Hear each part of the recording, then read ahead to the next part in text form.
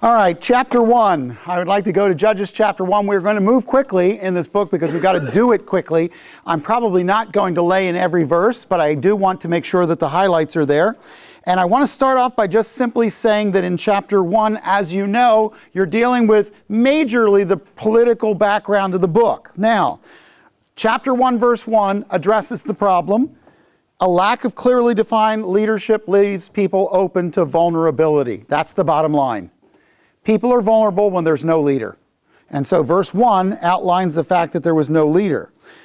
But the leaders that we choose at the end of verse 1 and in verse 2 have to be approved by God's stamp of approval. In other words, you have a choice to have a leader or not, but you're not significantly better off, and in fact, you may be worse off if you choose a leader not with God's stamp of approval. So you not only need a leader, you need God's leader. Then when you get to verse 3, it says, Judah said to Simeon his brother, "Come up with me to the territory allotted to me, that we may fight against the Canaanites, and I in turn will go with you to the territory allotted you." Just because God chose Judah to lead didn't mean he was supposed to do all the fighting. What's the first thing that good leaders do? No, not delegate, but you're on the edge of it. You're almost there, Dennis. You were just there.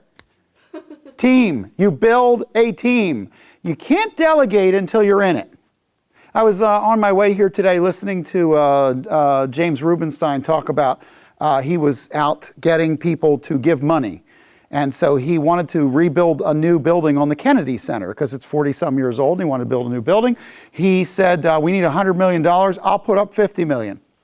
He said, when you walk into a room and you're putting $50 million down on a project and you're asking people for money, it's entirely different than if you're walking in and asking them for money when you're putting nothing in. So now everybody goes, okay, he thinks it's worth $50 million. I think I can cough up, for me it'd be like 25 cents. I'll give it right here. But nevertheless, you want to help those who are in it. So don't delegate until you build a team. They have to see you do it. And you have to be willing to do it.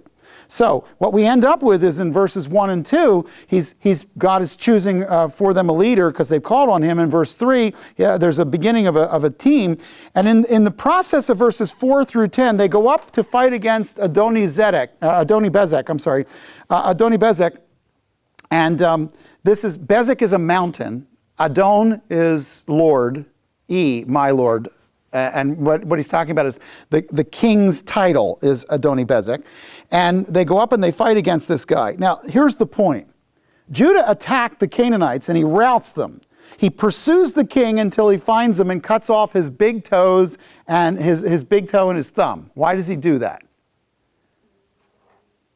Because he did it to other kings. Well, yes, because he did it to other kings. It takes away, if you don't have your thumb, you can't hold a sword. If you don't have your big toe, you can't walk because you have no thumb. You can walk, but what you cannot do is string a bow.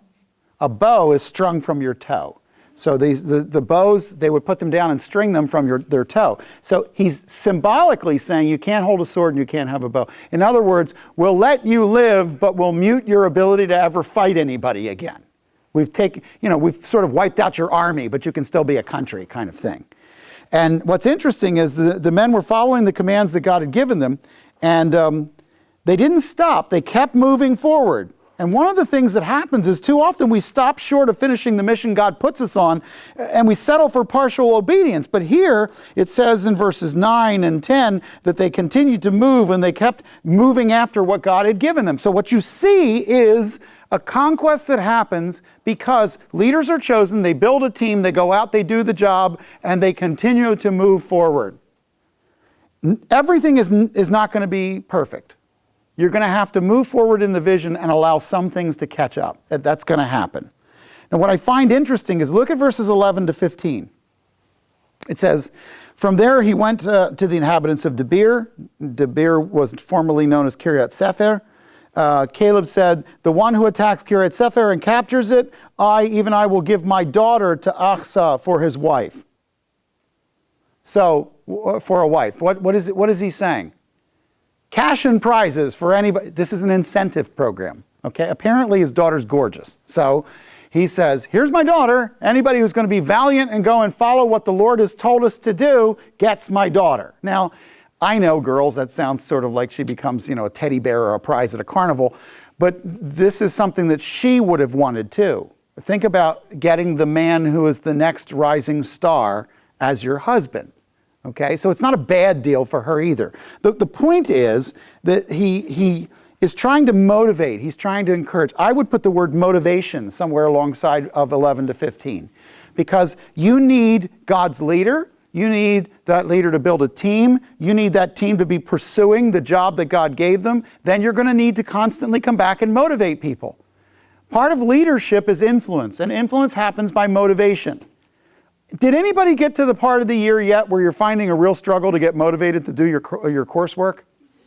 Okay, you need constant new, I don't know, Rebecca, this sounds weird, but I play games with me. I will go, like, for instance, I will say, okay, if you just get this much done, then you can go and do this, okay? Now, mine are really strange, because, like, I'll be painting upstairs while working on a sermon downstairs. Okay, this happened yesterday. So what I would do is I would say, all right, I've got to get all of this laid out, and that's going to take me 20 minutes. If I get it all laid out on my Word document for Sunday, then I get to go up and paint the door. Now, I go up and paint the door. Now, the backstory to this is if I paint the door, Dottie's like, just loving all over me because I painted the door. So there is a payoff down the line, but I got to paint the door first, okay? So what I do is then I run upstairs. And here's the thing. You're going to find this will help you. Whatever you're doing, make it the opposite skill of what you're doing that you're rewarding yourself for. So if you're doing something cognitive, like, I've got to read all of this, break it down into 10 broken readings. Okay? And in between, ride a bike. In between, walk down to the corner and come back as fast as you can walk. Okay? Do something that changes what you're doing. Your mind will be sharper. And if you try to sit there and read, how many of you sat there and read, it's like reading the same word 7 times, you just, and you read it. Have you ever read a whole selection and went to turn the page and realized your mind actually shut off at the beginning of the page and you have no idea what's on the page? It's like something was going on, but it wasn't reading because you don't remember any of it, okay? So what I'm saying is 11 to 15, you have to motivate yourself if external motivations are not available. And there's a way to motivate yourself. I find chocolate works, okay? When you get down to, now I want you to stop and mark at verse 16, the beginning from verse 16 to verse 36. This is something else. The first part, the first 15 verses, offered you sort of a formula for success. Get leadership, build a team, stay at the work, motivate your team. Those are steps of success, right? Now, go to 16 to 36, and here are obstacles to victory. So you had how to build it, now you've got obstacles to it. And in the very beginning, 16, 17, 18, 19, this is now, we're in the middle of a war as they're trying to mop up and take over their own territories. Joshua left them with Judahites in the mountains of Judah, with Naphtali in the mountains of Naphtali, but they didn't take all the land. Verse 16. The descendants of the Kenite, Moses' father-in-law, went up from the city of palms. The city of palms is probably Jericho, with the sons of Judah to the wilderness of Judah, which is in the south of Arad. And they went and lived with the people. And Judah went with Simeon, his brother, and they struck the Canaanites living in Zephat and utterly destroyed it, so that the name of the city became Hormah. Hormah is a word for a ruin, a destroyed place. And Judah took Gaza with its territory, and Ashkelon with its territory, and Ekron with its territory. Now the Lord was with Judah, and they took possession of the hill country, but they could not drive out the inhabitants of the valley because they had iron chariots. There it is. The Philistines had better technology than the Israelites had. So obstacle number 1, although Judah was able to drive out people out of the mountains, they could be intimidated when the world had a better arsenal. Stop right there and just know this. The church will never have the funding the world has. They'll always be able to put on a better show than we can. So if it's going to become about the show, we're going to lose. The power and strength is in the transformative properties of the Spirit of God and the Word of God, and the world cannot duplicate that. So what he says in the text is that in a very real sense, though they couldn't drive them out, part of the reason they couldn't drive them out is they were intimidated. We have to realize that no matter how big the obstacle is, God is bigger. The second thing I see about obstacles here is in verses 20 and 21. And that is, the Benjamites couldn't drive out the Jebusites and allowed them to live there. Look at verse 21. Sons of Benjamin did not drive out the Jebusites. And then it says at the end of verse 21 that they live in Jerusalem to this day. The important thing is that there's an infiltration that is also an obstacle to growth. What happens is they didn't drive them out and they allowed the world system of the Jebusites to influence them. Let me say it this way. In your life, one of the great obstacles to following God will be whether or not you got rid of enough. Okay? It's whether or not you got rid of enough stuff. When you came into your walk with God, you came in with baggage. The question is, did you get rid of enough of it? Because whatever you kept continues to be baggage in your life. And you can justify it. Some people you need to keep in your life so that you can reach them. Some people you need to get out of your life because they were your dealer. Okay? In other words, if you don't have the ability to reach them, run, don't walk to the nearest exit. Get it out of your life because all it's going to do is drag you backward. And they were being infiltrated by people because they weren't being obedient to God to dismiss them from the land. What should they have done? I'm not saying they should walk in and kill all the Jebusites. I'm saying they should give them some bread and some cheese and a camel and smack the back and let them run. Get them out of there because it's not going to help. Now, let me offer this. In verses 22 to 26, beyond the obstacle of infiltration and beyond the intimidation, I see in verses 22 to 26 that the household of Joseph were not like the majority. There are some people that are doing it right. And look at verses 22. It says, the house of Joseph went up against Bethel. The Lord was with them. The house of Joseph spied out Bethel. Name was formerly called Luz. The spies saw a man coming out of the city and said, please show us the entrance to the city and we will treat you kindly. So he showed them the entrance to the city. They struck the city with the edge of the sword, but they let the man and all of his family go free. The man went into the land of the Hittites and built a city there named called Luz, which is its name to this day. In other words, they got somebody on board with them to tell them the secret way into the city and then let that guy go. But they did remove him from the land. There's more than just killing here. There's also exile. We'll just let you leave. Now, what I see here is that some people are in fact following God. Just remember, some people are intimidated and they're not following God. Some are infiltrated and have a lot of junk in their life, but some people are walking with God. Find them. On every college campus that you can leave here and go to, you will find some people who are following God and some who are not. Find the ones who are and stick with them. Okay? By the way, that's true of Christian colleges as well.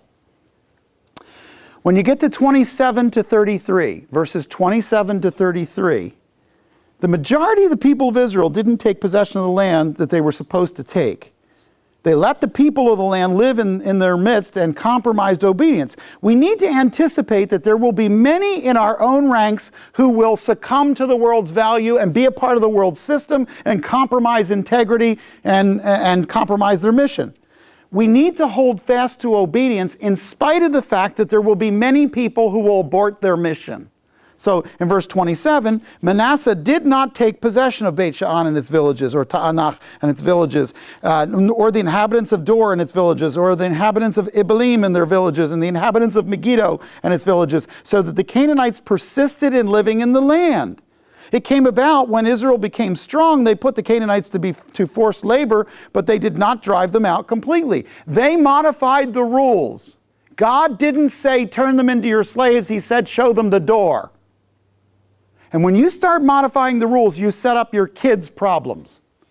You might not know it, but the compromise you make in this generation to what God's Word says may not show up in your generation. In fact, in the short run, you might go, hey, God told us to get rid of these people. We didn't get rid of them, but now we got all these slaves, and look at how much we're building. But you're seeding the destruction of your children. Is it possible? Is it a plausible idea that a country can be greatly financially endowed by setting up a system that defies the Word of God, only to find that that system comes back and eats it. So let's build a country on stark interest and bank rates and lending. And then what we find is, for a while, it produces incredible prosperity. And then it produces incredible inequity. So that 3% of the country owns 90% of the wealth. Why? Because that's what happens. Or you could set it up differently. You could set it up more by a biblical understanding, and you wouldn't end up with that. Let me suggest to you that not only that, go down to verses 34, 5, and 6. At the end of chapter 1, it says, the Amorites forced the sons of Dan into the hill country, for they did not allow them to come down to the valley. Yet the Amorites persisted in living in Mount Heresh and in Ayalon and Shaalbim. But when the power of the house of Joseph grew strong, they became forced labor. The border of the Amorites ran from the ascent of Akrabim, from Selah and upward. Here's the thing. The Danites did not drive out the Amorites, and they were eventually able to supplant them in the territory so that the Danites couldn't have their own territory. So they stayed in the hill country. We have to resist the temptation to give up when things get tough. Right now, I see whole churches throwing aside the Bible because they feel like they can't take a stand without getting pasted for it. I don't know if you're aware of how this tension is rising in the country. But if you come out and you take a stand for something, you will get attacked now. And we just went through the worst summer of one attack after another on all of our electronic devices. And I'm convinced it's simply because, it's not because we do everything right and we're so wonderful. It's not that at all. You can't even, if you stand up and say something very simple that the last generation would have assumed, you can be pilloried for that. Chapter 1 then gives you two lessons. It gives you a formula for success in the beginning in the first 15 verses, and it gives you an obstacle to victory in verses 16 to 36. By the time you get to chapter 2, I want you to see that there's a generational set of problems here. I want to take you through some generations if I can. And the first generation is in verses 1 through verse 10, first half of the verse 10. It splits in verse 10. The second generation is verse 10, second half of verse 10 down to 19. And I want you to see, this is like more or less like those three chairs illustrations, because that's where we get it from. And look at the first generation. In verse 1 and 2, the first generation had God's direct promise. Let's look at it. Now the angel of the Lord came from Gilgal to Bochim, and he said, I brought you out of Egypt and led you to the land which I have sworn to your fathers. And I said, I will never break my covenant with you. As for you, you shall make no covenant with the inhabitants of the land. You shall tear down their altars, but you have not obeyed me. What is this that you have done? So the first generation was far from perfect, but they had a relationship with God. God had told them, this is what I want you to do, and God came back and questioned them when they didn't do it. They had a relationship with God. Let me say it this way. People who have a real relationship with God suffer from and benefit from conviction of God. If you're sinning and have no conviction, you're probably not one of His. And so, when you get down to verses 3, 4, and 5, they learned repentance. God asked the question at the end of verse 2, what is this that you have done? Verse 3, therefore I also said, I will not drive them out before you, but they will become as thorns in your sides, and their gods will be a snare to you. And when the angel of the Lord spoke these words to the sons of Israel, the people lifted up their voice and wept. And wept is the name Bochim. It's the weeping place. And it says, so they named the name of the place Bochim, and there they sacrificed to the Lord. First generation people are not perfect. They're going to go out and do wrong things. But when they do, God is going to convict them. And if they respond well, God is going to use them on the backside of their dumb thing that they did that they were convicted over. And when you get to verses 6 and 7, not only had they been convicted, but they had seen God's power. The Israelites had seen God guide them through the wilderness. You see it in verse 6. When Joshua dismissed the people, the sons of Israel each went to his own inheritance. The people served the Lord all the days of Joshua, all the days of the elders who survived Joshua, who had seen all the great work of the Lord which had been done for Israel. So the generation of Joshua saw God at work. They didn't do everything right. They did a lot of things wrong. Some of them got swallowed up in the earth. We remember the stories. But those who repented moved on in their relationship, but eventually they died off. Now, what's the big mistake? We saw it in Joshua 1:1, but verses 8 through 10 of chapter 2, or first half of 10, blow up the mistake. Here it is. Here's the key mistake. Put it next to verses 8, 9, and first half of 10. The key mistake of Joshua's period leading into Judges was this. When Joshua the son of Nun, a servant of the Lord, died at the age of 110, and they buried him in the territory of his inheritance in Timnath-Heresh, in the country of Ephraim, north of Gaash. All that generation also were gathered to their fathers, and there also arose another generation after them who did not know the Lord. What was the mistake of the Joshua generation? Not teaching disciples. They didn't mentor and disciple. What they did was they were attracted to big names. They were the generation of the Billy Graham. They were the generation of Joshua. But here's the thing. Who takes over all this when the first generation dies? And any responsible religious group must be mentoring the group that's going to follow them, or the community of faith will break down when this group is gone. The longer I do this, the more I'm aware. We have precious few minutes on the planet, and then we're gone. And if it's not about pouring into the next generation, it will not last. Because there isn't anybody, you don't know anybody who's 186 years old, and there's a reason. So building it around us, it can't be. And that's, by the way, one of the reasons why I think ministries need to stop putting the name of people on their wall. If this ever became the Randy Smith ministry, oh yuck. I mean, seriously. And, my generation did the Jim Bakker show. It was all about these lights, these guys, and this guy and that guy. We sort of became groupies of people. We don't need groupies. I mean, we need Jesus groupies, but we don't need groupies of these other guys. All I'm saying is, I believe that a judge's generation follows a lack of mentoring generation. A moral compromise generation follows a generation that didn't have actual mentoring.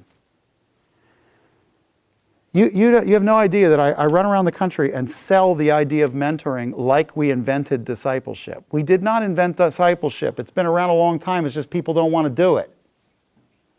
They somehow think you should go to an hour of Sunday school and that should counteract everything you've seen on YouTube for the whole week. It's not going to work. Here's what I'm saying. If you don't grab a teen down that hall and you don't pour into their life or somebody's life, if you can't identify somebody that you're handing off what you're getting to, you're going to become fat and old, spiritually speaking. Well, you may become fat and old, physically speaking too, but that's a separate problem that you could take care of with exercise. My point is, that's what happens to a Joshua generation. All right, let's move past that. Let's go to the second generation. What is the beginning of the second generation like in the second half of verse 10? Do they have a relationship with God? No, it's clear. They have no relationship. They have not experienced God's power. It's very clear. They did not see what God had done for Israel. They have a history of power, but they've never seen it. They have a record that God did cool things, but not for them. And by the way, without the record, without the experience of God, verses 11 to 13 tell me that they stop regarding God's standards as important. Look at verse 11. Sons of Israel did evil in the sight of the Lord and served the Baals. And they forsook the Lord, the God of their fathers, who brought them out of the land of Egypt, and followed other gods from among the gods of the peoples who were around them, and bowed themselves down to them. Thus they provoked the Lord to anger, so they forsook the Lord and served Baal and Ashtaroth. The point of it is this. Without a relationship with God, the standard becomes whatever the standard of the world around them is. I was talking to somebody the other day and they said, yes, she grew up in the church, but her values are so much more given to her by Instagram and Pinterest than the church ever gave her. What are they saying? What does that mean? Do you agree that there are people that are walking in and out on a Sunday morning who are here as young people, but their value system actually is somewhere very different than here? You think I'm wrong when I assume that I'm standing in front of adults who are sleeping around? They're coming to church because that's a Sunday morning thing, but that doesn't have anything to do with where they're at Tuesday night. Do you think I'm being too hard, or do you think I might be onto something? Is it possible that that could be happening? I'm not unaware.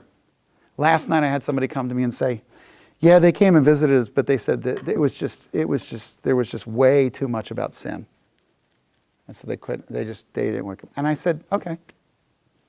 I can't make sin not sin so that everybody can feel good about it.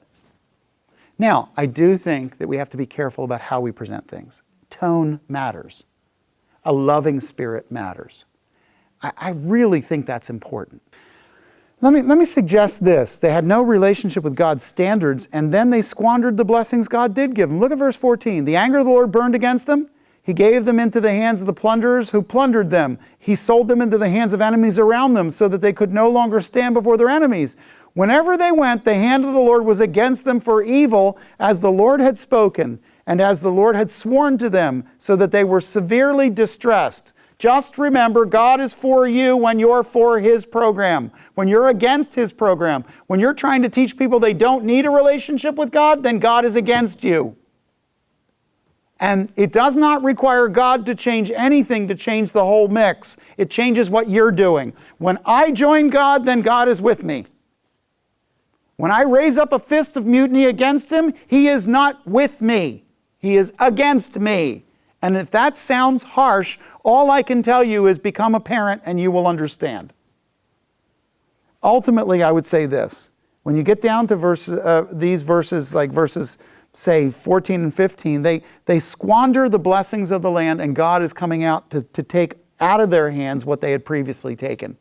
In other words, previous generations will struggle to gain ground, and you will surrender it back by not walking with Him.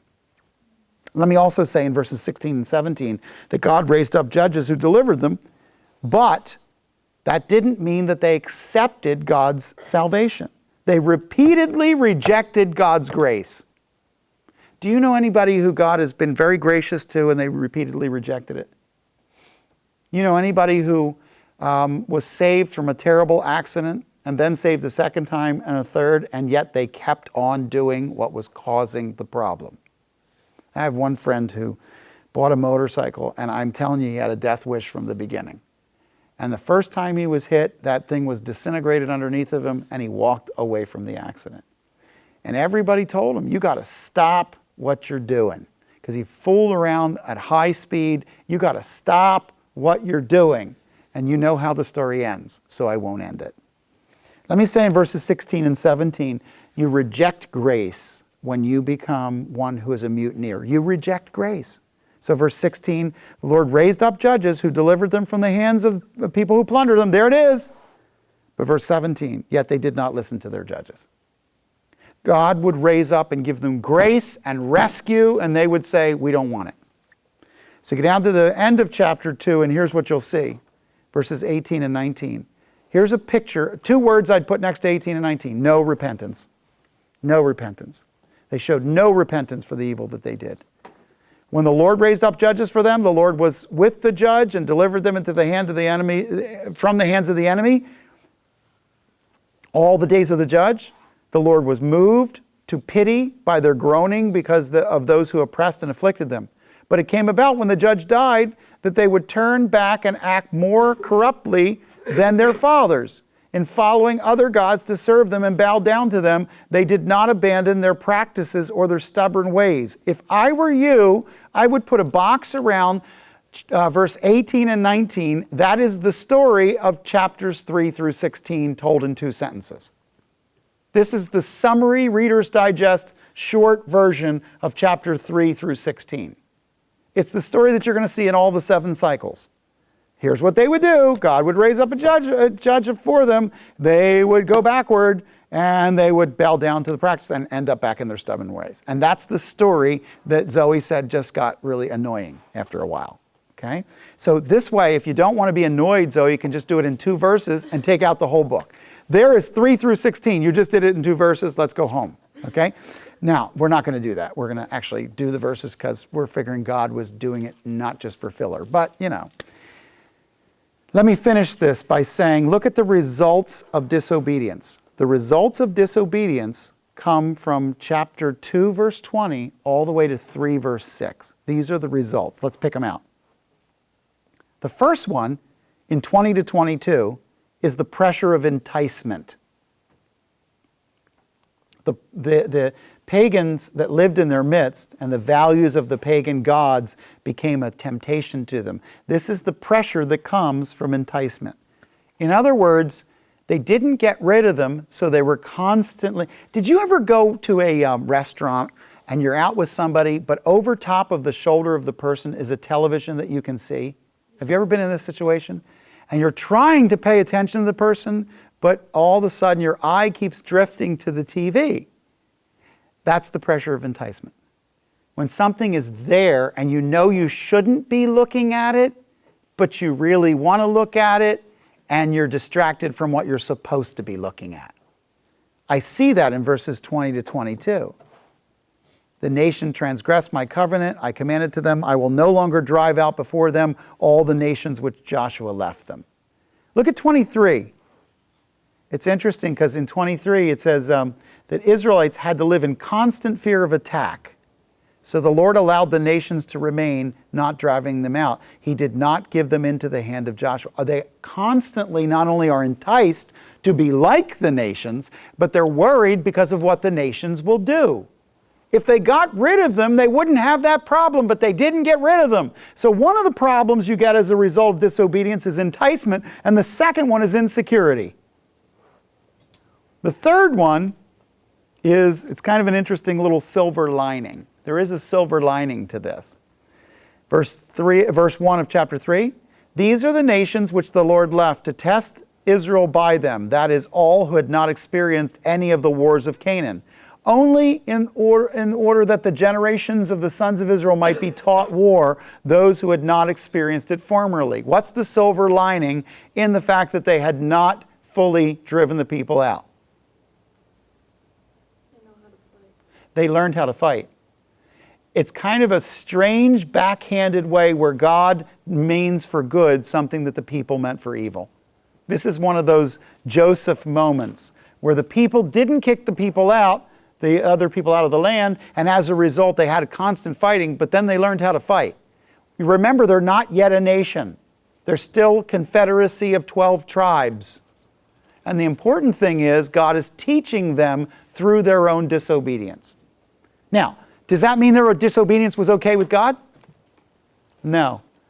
But can we all admit and understand that even in the things that we've done wrong, God can teach us?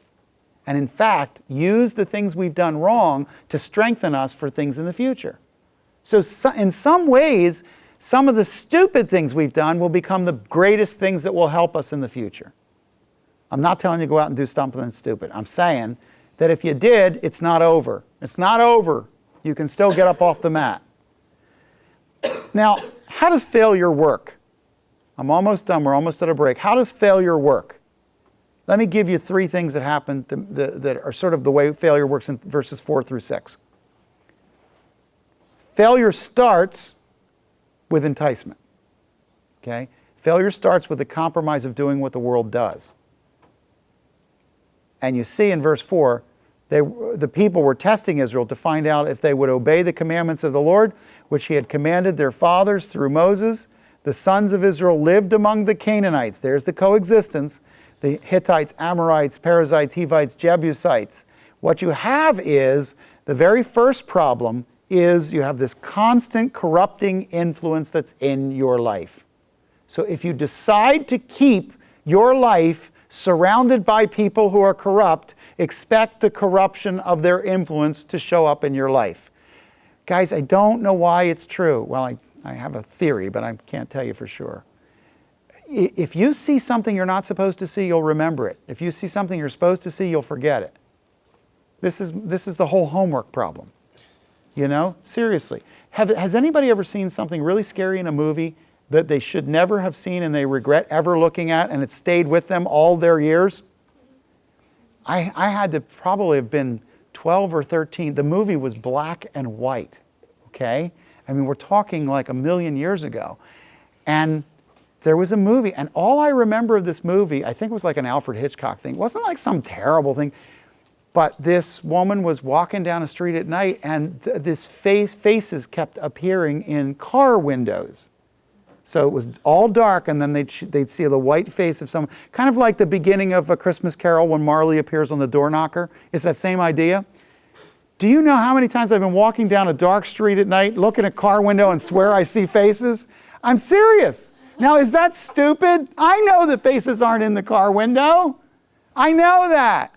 All I'm saying is that that one memory sticks in your mind. Now, how come like math, English, and history facts can't stick in my mind like that? How come, seriously, how come dates can't stick in my mind like that? Like dates appearing in car windows. You know, it doesn't happen that way. If it's bad, you'll remember it. If it's good, you will fight hard to get it in there. So here's the thing. You have to remember that there is a temptation to abandon the commands of the Lord. Sin begins with a slight tug on the heartstrings. Before you're tied up in sin, it starts with the first little tug on your heart. There's a reason why I have certain practices. When I go to Paris, I don't turn the television on in the hotel because I know it will be set to pornography. How do I know that? Because I've been in Paris a lot. Okay? And so what I do is I just don't turn on the TV because I'm trying to shut it off and it's still on. Okay? What you have to try and do is build systems that allow you to stay away from problems that you would otherwise get pulled in on because you're one of us. Okay? Let me suggest to you that after enticement comes participation. Look at verse 6. They took their daughters for themselves as wives and gave their own daughters to their sons and served their gods. What started off as enticement became accommodation and eventually became participation, and you end up with now we're them and they're us. The world is not offended as long as you let them be what they are and you join them. When you try to stand out, that's when they get bugged about your faith. You can walk around saying you're a Christian all you want, as long as you don't tell them to live differently, and as long as you don't live differently, because that'll bug them. Now, transformation is what ends up happening. They served their gods. Transformation is what ends up happening. You leave your faith and serve their gods, because what became enticement became accommodation, became participation, became transformation. And now your children are watching you, and you're a Baalite. You grew up as a Baalite. You serve Baal. That's what you do. And anyone looking at your life would call you a Baalite. So you get down to the end of this, and that's how failure works, especially in the pages of dealing with believers.